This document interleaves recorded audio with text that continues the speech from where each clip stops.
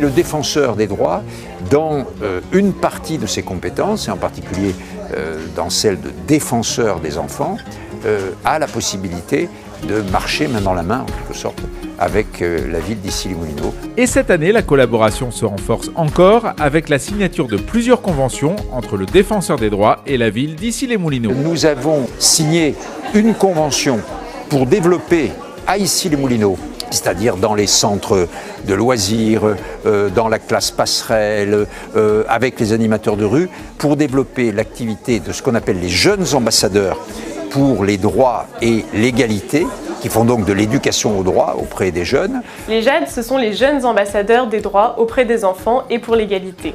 Ce sont des jeunes en service civique, âgés de 16 à 25 ans. L'objectif de ce programme est d'aller à la rencontre des enfants et des jeunes afin de les sensibiliser à leurs droits et aux questions d'égalité. Cela fait plus de 7 ans que les JAD enfants interviennent dans la ville d'Issy-les-Moulineaux, notamment dans les accueils de loisirs lors des vacances scolaires, afin de sensibiliser les enfants aux 12 droits fondamentaux prévus par la Convention internationale relative aux droits de l'enfant.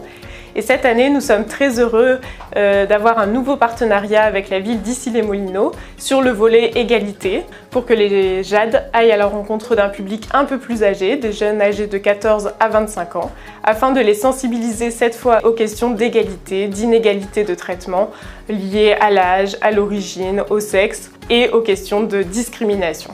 Nous avons aussi signé une convention pour l'établissement à Issy-les-Moulineaux, dans l'espace André Chédid, d'une délégation du défenseur des droits, c'est-à-dire c'est un monsieur qui, tous les mardis, recevra les réclamations et qui les traitera. Le délégué du défenseur des droits intervient dans ses permanences sur le terrain pour résoudre les problèmes de citoyens, par exemple lorsqu'ils ont un litige avec un service public, lorsqu'ils se sentent discriminés ou si un enfant est en danger ou que ses droits ne sont pas respectés. Le délégué du défenseur des droits intervient d'abord pour informer, expliquer, puis pour essayer de régler les litiges avec les services publics. Et il faut être clair, c'est souvent le dernier recours du citoyen. Nous avons aussi, de manière plus prospective encore, décidé de lancer un groupe de travail sur les droits des enfants et le numérique.